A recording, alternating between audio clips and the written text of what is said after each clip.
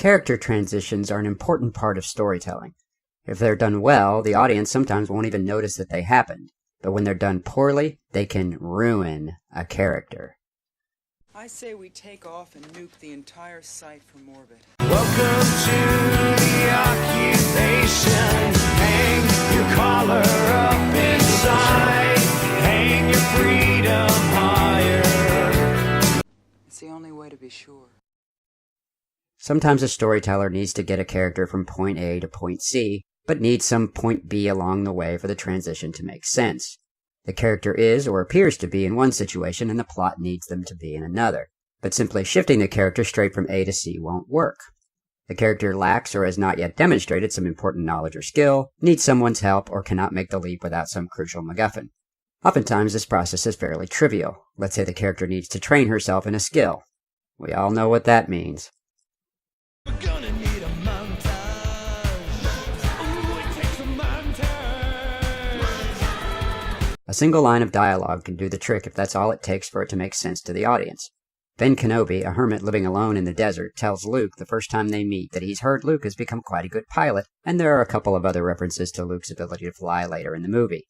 It's all just dialogue, but it's sufficient to establish he can fly an X-Wing in the climactic battle. We don't need a 22-minute pod racing side quest to grasp that the kid is a good pilot. So long as the intermediate step is explained to the audience in such a way that there's no plot hole left behind, the story doesn't need to get bogged down in lengthy side quests or exposition. But sometimes the writers cheat, or they just get lazy. They skip the explanation and leave a gaping hole in the plot, or they make a silly mistake and the transition is worse than if they had done nothing. A recent example of this happened in Captain Marvel. She got some sort of data storage device from the Skrull on the train, but her suit's tech wasn't working quite right. But she was able to glean from the data storage device that she needed to go to a specific bar in the middle of nowhere. Then we see her at an internet cafe looking it up. So how did she even know there was such a thing as an internet cafe and how it could be useful to her? Now this is a small issue. Stories do this sort of sleight of hand all the time. She's also acquired a map along the way. Since we can easily fill in the gaps and get her there without the writer's help, we just accept it. The real problem is that this information gathering tactic works. She finds the location of a bar in the middle of the desert using the 1995 internet. Now, no one who used the World Wide Web in 1995 could possibly find this even remotely plausible. Sure, we can look up the location of any randomly chosen Wendy's in the Western Hemisphere on our phones now, but in 1995 even Fortune 500 companies didn't have web pages yet. Small-town chambers of commerce and dive bars on the outskirts of military bases certainly didn't. Google didn't exist yet. She's using Alta Vista. That's a nice touch of 90s nostalgia, but the odds that she could have found an address for Pancho's bar that way are not good. Still, this plot device mostly serves its function. The writer needed to get her to this bar, and lazy though it is to go with the internet cafe trope, most people under the age of 35 probably won't even notice the flaw, and few people other than sticklers like me are likely to care. There is, of course, a whole separate issue if we think too hard about how Nick Fury knew to find her at that bar. A half-assed reference to a report of a stolen motorcycle doesn't carry nearly as much of the load as the script wants it to. Given all the plot holes in this movie, I sincerely doubt the writers even thought about the 1995 web search problem.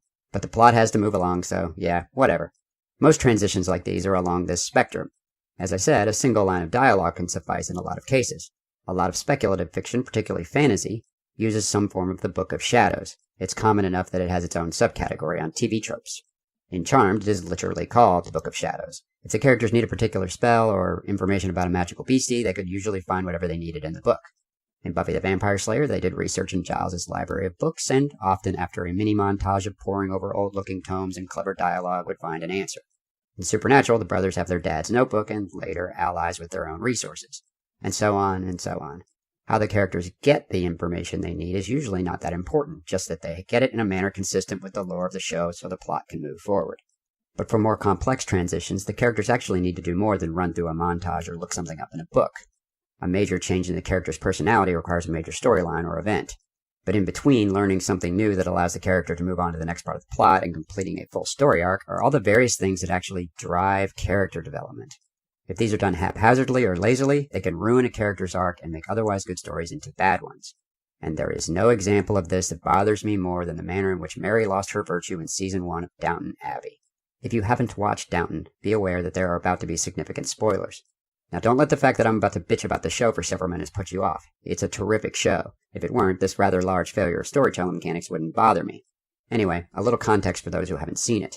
When the show begins, the heir to Downton Abbey has just died, leaving his parents with only daughters.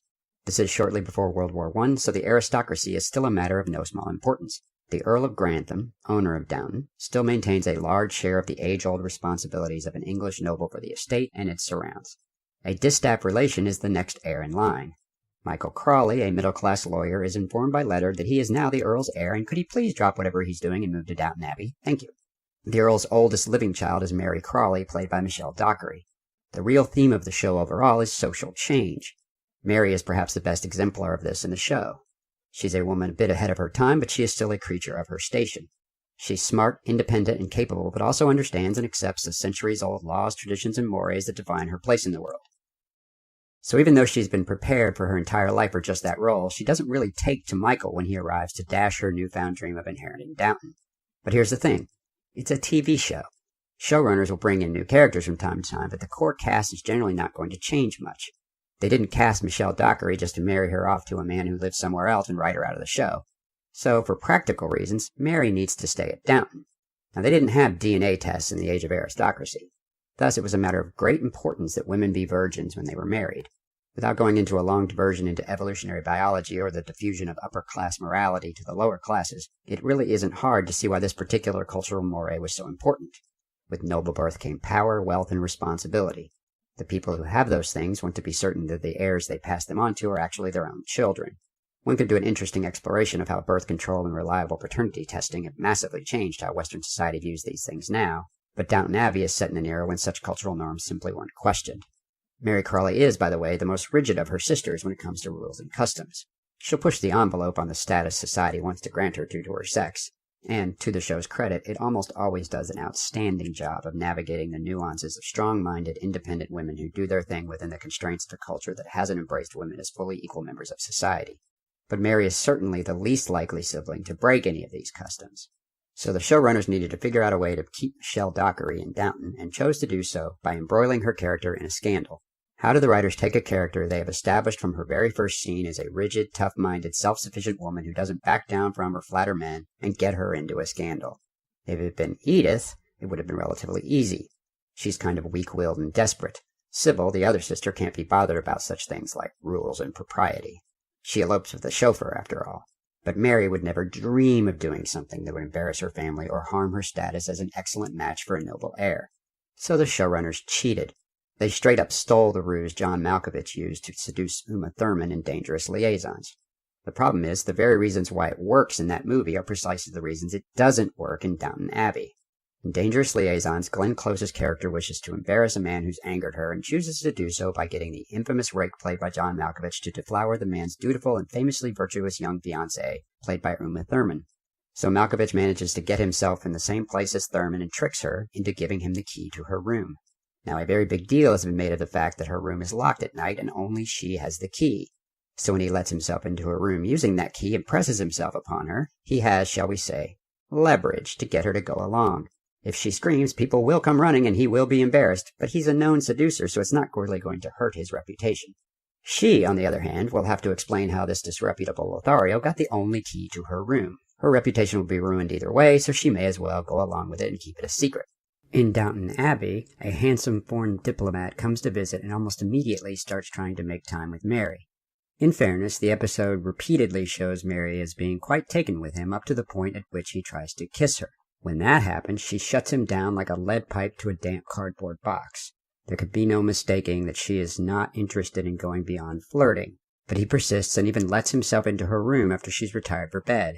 She tells him to leave or she'll make a scene, and then he pulls the "but how will you explain what I'm doing in your room" thing Malkovich pulled on Thurman. The big difference is, where Malkovich had a massive sword of Damocles hanging over Thurman's head, this twerp has less than nothing. If she screams and he's caught in her room, it will create a diplomatic incident and significantly damage his reputation. But despite all of this, the script has Mary give up her infinitely valuable virtue with hardly any additional protest. One could write it off as Mary just needing an excuse to give herself permission to do what she really wants to do, and that is more or less how it's portrayed in the episode. But for all that she is clearly attracted to him, she also clearly understands the consequences to herself and her family if she gives in. Her resort to propriety when he tries to kiss her is the believable reaction for a character like Mary. Flirting is one thing, but it makes absolutely no sense for Mary's character to sleep with this guy. But the writers needed her to lose her virginity, so that's what happened. And, as you can tell, it really pisses me off. It's a kind of fictional character assassination to do this to your creations as a writer. It's so awful, it barely even registers that they follow it up by having the guy die in her bed in his sleep, requiring her to enlist her maid and her mother to get him back to his own bed before anybody else wakes up. And why? Because the writers also needed for people other than Mary to know what happened to drive the plot and the character interactions going forward. At point A, Mary is destined to marry a nobleman and move away. The writers need to get her to point C where she can stay at Downton and fall in love with Michael. The point B they move her through to get her there is absurd, totally implausible, and frankly, insulting. This incident is the single most important event in the first season of the show. It rebounds in some way off of almost every major character for years. Mary's character development hinges on it, entire plot arcs are built around it, and it continues to resonate at least somewhat through the entire run of the show. Don't get me wrong, Downton Abbey is a great show, especially in those first few seasons, but to use such a lazy gambit for a character event of this importance is unforgivable.